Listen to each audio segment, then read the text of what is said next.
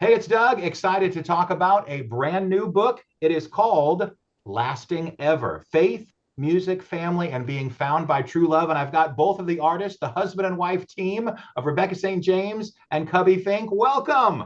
Thank you, Doug, my Yeah. friend. It's really great to see you. It is amazing to connect. Now, for those that would need to be introduced or know something about Rebecca and Cubbie, allow me just a brief little intro. First, we start on the most important thing. So, Christ follower and a Oh, mother oh, yes, yes, yes, and a absolutely. wife.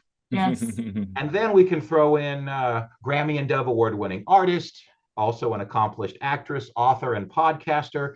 And I will say, for the 30 plus years that I've done Christian radio, not to slight anyone else, but the only artist that prays before every single interview I've ever done with you over 3 decades, Rebecca. That just is such, it's just such an impact of knowing that you're there to set the stage for whatever we're going to do. And even before we started recording today. So thank you for that. My pleasure, Doug.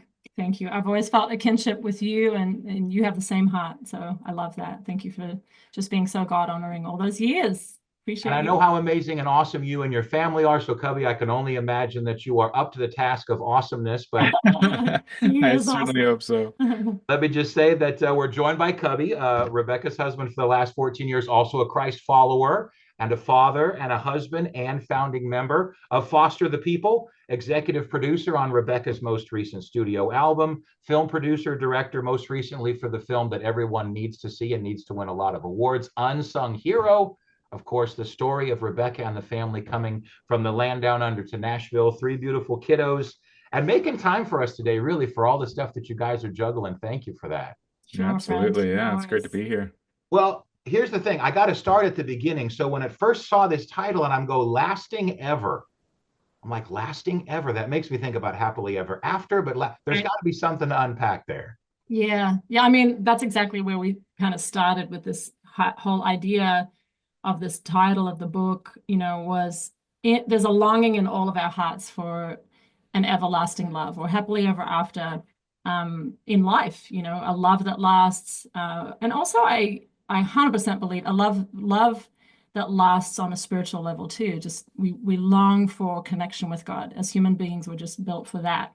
And so I think really there's a lot in that title. I mean, the subtitle is Faith, Music, Family, and Being Found by True Love. And so there's a capital T, true love implied in that. I mean, we feel like God orchestrated us meeting, so that's part of it in there. But also being found by God's true love. And so what we're really trying to encourage in here is, you know, to ourselves and to those that read the book is let's live out this kind of love that lasts, because it's such a longing in our hearts for a spiritual love that lasts, and then also a marriage and a relationship and relationships period, community that lasts, that sticks it out in the hard times. And I think we see this kind of trend um, that is troubling, and and it really is in the direction of quitting when it gets hard, and just I'm just not feeling this anymore, and so I'm gonna head the opposite direction when it comes to maybe faith. There's just a lot of deconstruction, and people have wounds, and sometimes I think the church has let them down and they feel disappointed in God because of people letting them down, and we get that. And then in marriage, it has to be a two-way street. Two people have to be pulling for the same thing. So sometimes, people are absolutely committed, and then the other person is not, and there's betrayal. So there's so much grace and compassion and understanding. But I think we hope that people will be encouraged through the book that with God's power, we can stick it out in the hard times with Him and with each other. And so I think that that's a little bit of a synopsis of the title. Do you want to add anything to that? Yeah, I think there's something unique about the little play on words that we Yeah. did. Because happily ever after, love everlasting, I think there's kind of a passive quality to that, where lasting ever has more of an active quality. It's speaking to the endurance, it's speaking to pushing through the less than ideal things. I think the happily ever after also connotes this idea of blissful, butterflies and rainbows, that life is always going to be perfect once you find that love. But there's It's just not true. it's just not true. The reality is there's tough stuff that comes, and that endurance that is required to push through those challenging things together is what we've found to be some of the best stuff. It's great when times are good, and the high moments are beautiful, but it's really in those valleys and the hard stuff that we really grow closer to each other, grow closer to God, learn who we are in ways that we don't know, that we don't learn when life is good. So just grateful for the mutual commitment to pushing through the hard things together, because I think sadly that mutual commitment is not a common thing. And so I'm super grateful that I married someone that's And same willing here. to face the hard things together. Well, I mean, talk a little bit about that too when you in the waiting. So you guys coming together, respective things that you've done with ministry and connections to God, and just having this higher standard for the other person. Obviously, something worth waiting for. But maybe speak to that, whether that's tied in with True Love Waits and the song, Yeah. Rebecca, that you wrote for that future person, not knowing it was going to be Cubbie. Yeah, I feel like that's been a real theme in my life, just where it's kind of come back over and over again, this whole idea of waiting. And I think every Christian knows that feeling of not yet, you know. And I even think about Jesus. I was thinking about that recently. You know, he had 30 years of being prepared for his calling and his main purpose here on earth, and only the last 3 years of his life were, doing that calling. So there was this preparation period and this waiting that he was in, as the Son of God. So I don't know. I love that he gets it, how hard that probably sense of not yet is. And so in my life, it was, probably waiting 12 to 13 years longer for a spouse than what I had hoped. I probably thought about getting married in my early 20s, and I was in my early 30s before that happened. And then it was a season, and I'm just so thankful that it did. Like, I just every day just feel so thankful that God brought my prince. And that when I was talking about, waiting from the stage so often, that he existed and exists. So I feel really just blessed to even be able to tell the ending of the story, I suppose, now, through this book, and then publicly at shows and speaking things we're doing. But also then with children, I got pregnant real fast with our oldest, and then had secondary infertility after that, and multiple miscarriages. And so that was a difficult season too, of kind of waiting, and trusting the heart of God, because I think when you're in those seasons, you've actually got to go, okay, what do I believe about God? Do I believe that he's good? Do I believe that he's faithful, that he redeems the years the locust has eaten, and that he restores? And so I think it's been a kind of refining times in my life, those seasons of waiting. What was the genesis of the idea of now we feel that we want to share? Because the thing I love about the book and just how you've shared everything is that you're real, and it's taken your mask off, and it's like, this is what happened, the good, the bad, and the ugly. But for the things that you shared, and Cubbie, especially for the things that you share in the book, what was that moment that was like, oh, wait a minute, I think we're supposed to do a book?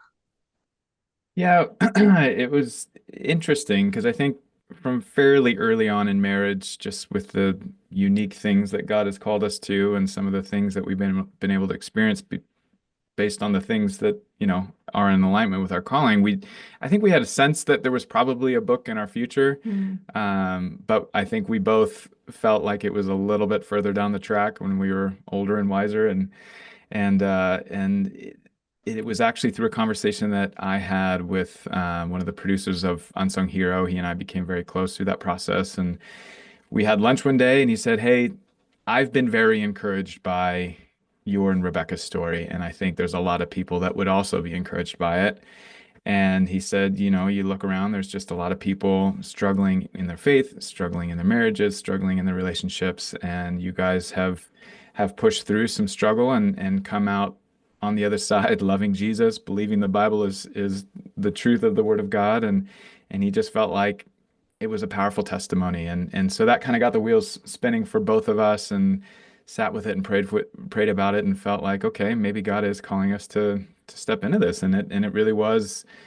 I mean, especially for me, Rebecca's used to being very vocal and public about her life. For me, I'm far more of an introvert. I'm not on social media. Don't really like talking about myself or sharing, especially the more, personal moments, and especially the traumatic side of things that I shared. But in kind of wrestling through the reality of becoming that vulnerable, I really sensed the Lord leading me to say yes, for the sake of giving him the glory, and for the sake of um, hopefully offering something to someone that would also encourage them to push into the harder places. And you alluded to, some of those traumatic stories that I shared in the book, and those were probably the most vulnerable to share. But the reality is, I have seen an incredible amount of healing. I've seen God restore just that pain, and for the first time in the process of writing this book, I actually saw purpose in that pain, because it's like, okay, if I can share these stories and encourage others to seek out the healing of the Holy Spirit and seek out the healing of Jesus, then it's worth it, because it's far too common to leave that pain buried. And when you leave that pain in the dark, it leaves the victory in the enemy's corner. But as soon as you pull those things into the light and allow Christ to just miraculously heal, it brings the victory to Christ's corner. And yeah, it was quite the process, but a process that was cathartic and therapeutic, and really beautiful to be able to partner with Rebecca on it, and really have it be kind of a fruition of a word that was spoken over us multiple times in early marriage, and that was that we would be stronger together than we were apart. And this book is really a beautiful example of that. Well, that's awesome. And again, thank you for the vulnerability. I've always said that God puts us through things not only for what he wants to teach us, but when we're on the other side. Yeah. And I guess also to say significantly on the other side for what you reveal and what you share about trauma from your childhood. That's coming from on the other side. I think sometimes people like to just get past a little bit of a healing and feel that they've got it. I think you got to marinate in that for yourself over a season. Yeah, Yeah, absolutely. definitely. Yeah. So on the day that we're actually recording this, just as a side note, it was 30 years ago today that I proposed to my wife, Cheryl. Oh, that's amazing. And we're going to celebrate 29 years of marriage a little bit later on this month. Congrats. That's awesome. Now, my proposal story is not worthy of a Hallmark movie, but yours is. So let's unpack a little bit of that. Oh man. I feel like you tell it so Well, well. I'm curious to hear your side after Yeah.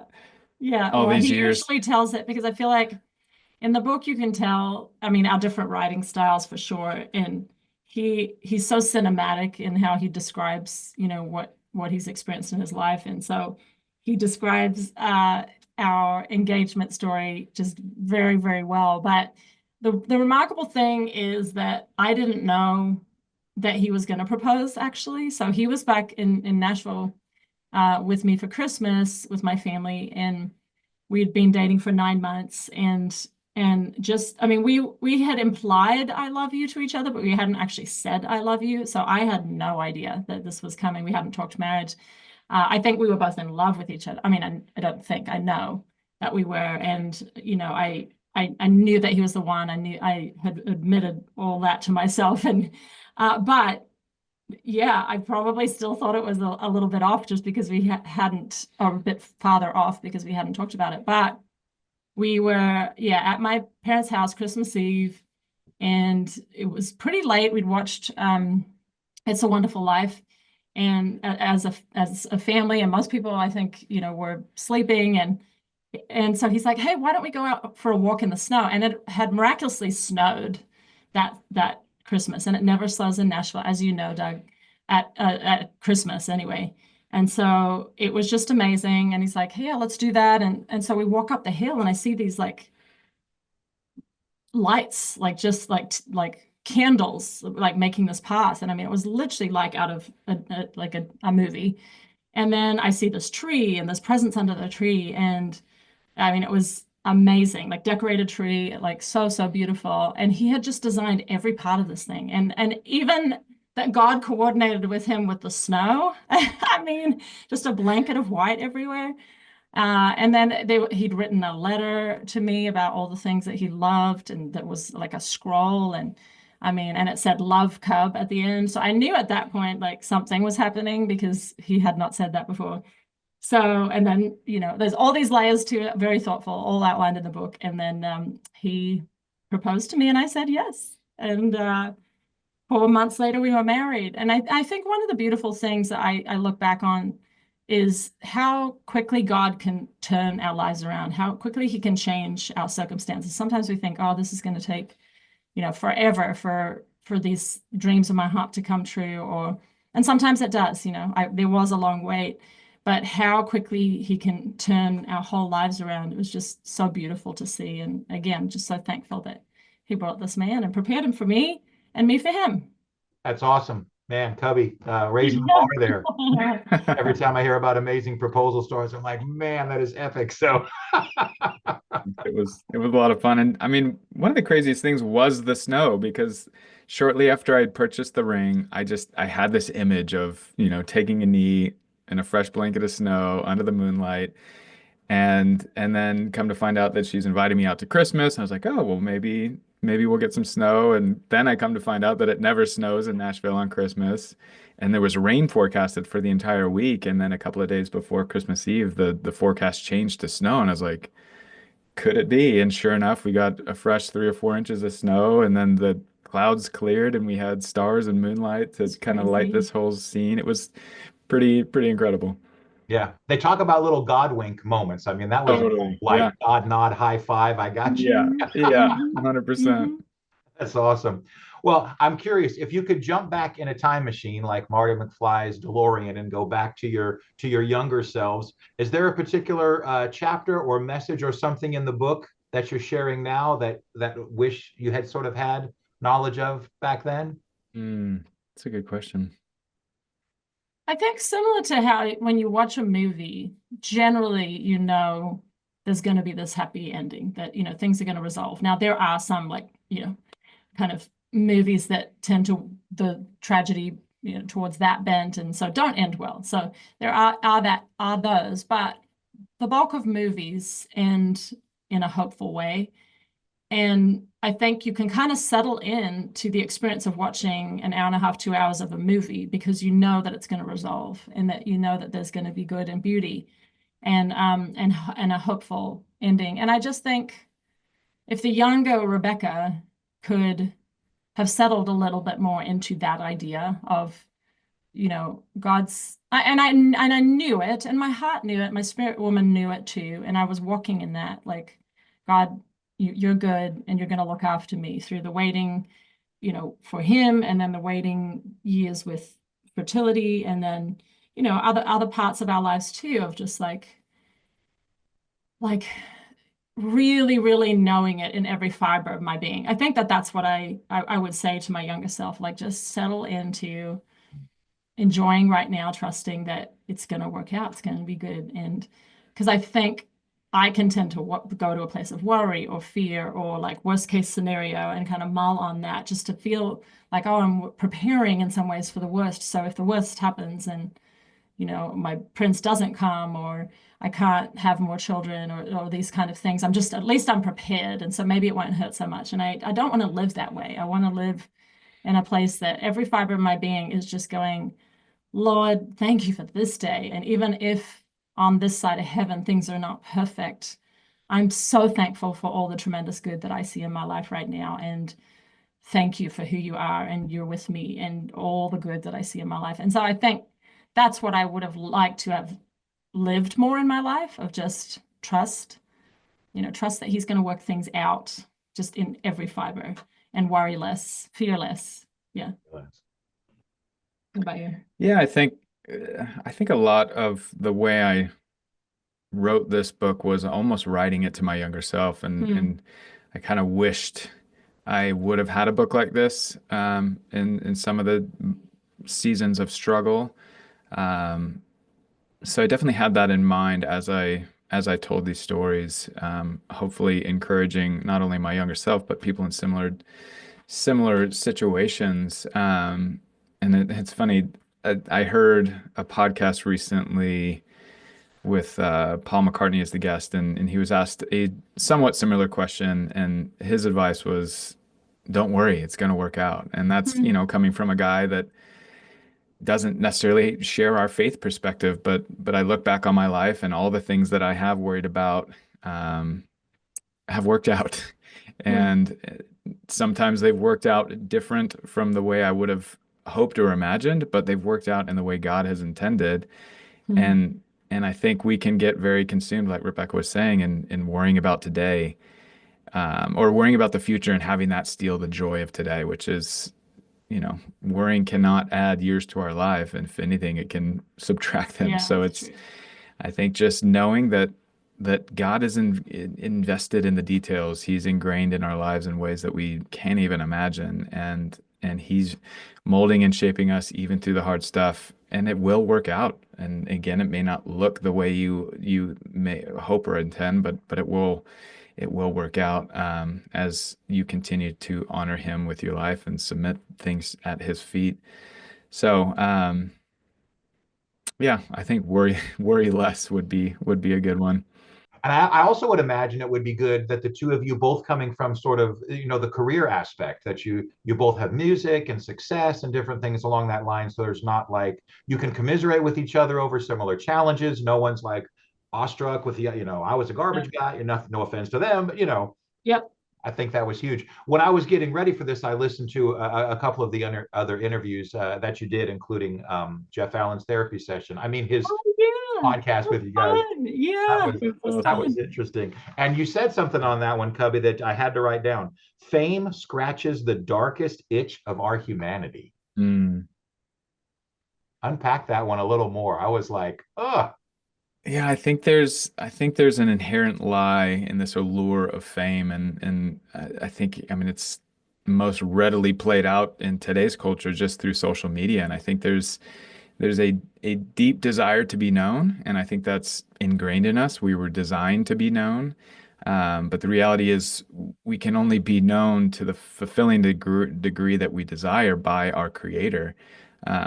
But that desire is there, and then there's this kind of tempting allure towards being known by a lot of people, and being known by a lot of people means, okay, well, I've got to put my name on the map and get, famous, quote unquote. But ultimately, the reality is that you could be known by the world and not known by anyone and still Mhm. be the loneliest person on the planet. And there's a lot of loneliness in fame.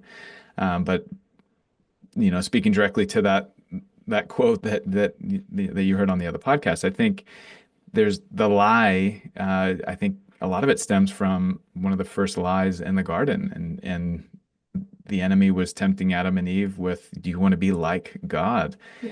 And I think there is something in us that wants to be praised and wants to be adored and wants to be uplifted. But it is kind of the darkest part of humanity that of our humanity that wants that elevation, because we were not designed to receive the praise that was only intended for God. And when we start receiving that praise and start believing that praise, it absolutely tears our soul to shreds. And I saw it firsthand, just kind of being in that world and seeing the way that fame affected the people around me. Um, and yeah, it's not it's not bad to be famous, but it's bad to desire that fame and have it try and fulfill a need in us that only God can fulfill. And I think, there's a beautiful representation of our relationship with God that's experienced in marriage, which is also very unique. And I think we get a beautiful glimpse of the way God loves us through marriage, and Mm. even the way He talks about Christ and the church, and that marriage and that coming together and that being one, is beautiful to be able to experience that in marriage, and being able to be known and heard and seen and loved. But it's again an echo of the fulfillment that we can only find in the knowing of being known by our Creator. yeah. Well, I appreciate you saying there's nothing wrong with being famous. I think sometimes people get that verse wrong when they say money is the root of all evil. I believe the scripture says the love of money Yes. Right. is And, the and root of all yeah, evil. would be the love of fame, or like holding that up as an idol, or like something that almost becomes more important than God. Hmm. I love what you said, Cub. Curious about through the process of writing this, did God reveal something that you didn't even see coming? As- I think my biggest takeaway was just how he's brought things so full circle over and over and over again in our lives, and um, kind of just reconciled things or circumstances in our lives and prepared us each for each other, and how many times there was, all these similarities between his story and mine, maybe playing out at a slightly different time in our lives. Um, but really, really similar things. Like, he was a missionary in South Africa for 2 years, and I had always had a heart for missions, and specifically kids, and went to Romania for 2 months and sponsored kids, and talked about that in my shows with compassion for years. So there was just the same kind of heart that was being, I would say, prepared through our circumstances for each other. And that was just really cool to see that and see kind of the parallels in our story, because as you know, like, the book is written kind of back and forth between Cubbie and I, and it was really sweet also to do the audiobook for it. And I think just in one, almost one sitting, share all these things that we'd written, and both of us got emotional in doing the audiobook, even, like just sharing our stories and all that we've seen God do. It was pretty sweet. Mm-hmm. So if there was a song, either yours or someone else's, that would totally tie in and parallel with the book, what song would that be? Mm-hmm. That's a pretty easy one for me, because there's a song of mine called "You Make Everything Beautiful" that was used in the film Unsung Hero, that really, when I think about lasting ever, it just aligns with that message so well. But that God is in the business of bringing beauty from ashes in our lives, and we've seen that over and over in our lives, and it's represented over and over in the book. But when I wrote that song, it was over 14 years ago, probably 15 years ago. It was right around the time we were meeting. Maybe we hadn't even met yet. And it was really in faith, going, I believe that God's going to make things beautiful in my life, that these dreams are going to come true that he's put in my heart. And so it was really in faith speaking that. So then when it released, actually, that next year when we got married, I mean, it was within months of us getting married. So it was like kind of beautiful that the timing of it, my dreams were coming true with marriage, and I released this song, "You Make Everything Beautiful," out to the world on that album. And then for it to be chosen for the movie, and it was really kind of the writer of the movie, one of the directors that chose it, was really amazing to see it have this whole new life now, just this last year, in people's lives. And I mean, I'll do shows and people will be singing it, and I mean, it's really, really sweet. And then we just, Doug, recorded a new version of it, and our daughters are on it. So our 11-year-old Gemma and our 6-year-old Imogen are on the song. And it's been profound. Just, I mean, so many people, it just released, very, very recently, and so many friends texting me just going, "Oh my goodness, this song just makes me cry." And then in the interview footage, and Cubbie shot the footage of us recording that with the girls in the studio, and then shot some interview footage. And I talk in this interview about how the girls are this visual representation too, and this now sonic representation of God making everything beautiful in my life. So it's like hearing their voices on this song that is saying that he is good and that he makes things beautiful is just really amazing. So I think that we hope that people close the book Lasting Ever and just know that for their own lives, that God is beautifying their own lives as they submit to him, and that he's faithful and good. Yeah. What would you say? I mean, the first song that came to mind is a new one that Rebecca wrote. Actually, she wrote it a couple of years ago, but it has yet to be released. And it was written between a couple of friends. So you and your friend Lauren Yeah. sat down and wrote this song about relationships, and wrote this song about a friendship that they both desired, and a friendship where there was a mutual desire to work through the hard things together, and Unconditional love, really. unconditional love. But there's this idea of willing to Go the distance. go the distance, and I mean the song is called The Other Side, so being willing to push through to the other side, get beyond the pain, and find the joy within the pain. And again, it was written from more the perspective of a relationship, but the themes that are woven throughout are just so beautifully, so beautifully exemplified the qualities of a marriage, and a marriage where there's a mutual desire to work through the hard things together and find the joy in the pain. And I think just us being designed for a relationship, there's these qualities that we're able to express, whether it's in friendships or in community or in marriage, that are just really beautiful. And then I think that's kind of the heart of what we were speaking to in the book. And I think this book, or this song, really represents that well. Awesome. Well, thank you guys for the time. Appreciate it. Looking forward to what's next, and lasting ever right there.